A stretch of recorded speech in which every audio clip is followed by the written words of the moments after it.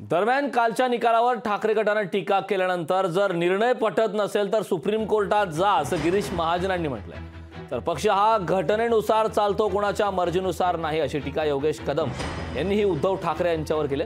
तर उदय सामंत यांनी देखील टीका केली, पाहूयात।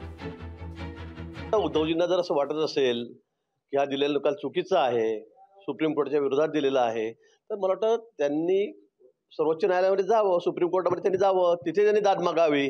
पण तो ज्या भाषेत, शेळक्या भाषेत टिप्पणी केली जाते आहे विधानसभेच्या अध्यक्षांबद्दल, आज तिथला ज्युडिशरी पॉवर त्या ठिकाणी आहे आणि त्यांच्याबद्दल जे बोललं जात आहे, मला वाटतं ते अतिशय आक्षेपार्ह आहे। आणि आताच नाही तर मग इलेक्शन कमिशनच्या निर्णयानंतर असेल, उच्च न्यायालयाच्या निर्णयानंतर असेल, सर्वोच्च न्यायालयाच्या निर्णयानंतर असेल, संजय राऊत उद्धवजी यांनी जी टिप्पणी केलेली आहे, खरं ती म्हणजे फार त्याला शोभनीय नाही आहे। अतिशय शेळक्या भाषेमध्ये ते या सगळ्या न्यायव्यवस्थेवर टिप्पणी करतात, बोलतायत। पण मला असं वाटतं की त्यांना अजूनही सर्वोच्च न्यायालयाचे दरवाजे उघडे आहेत।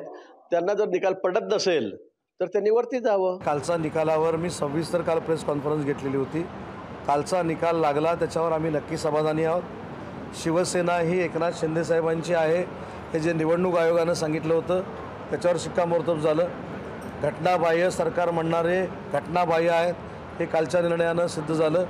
तिसरी महत्त्वाची गोष्ट, भरत गोगावले हे मुख्य प्रतोद आहेत हे देखील कालच्या निकालातून निष्पन्न झालं।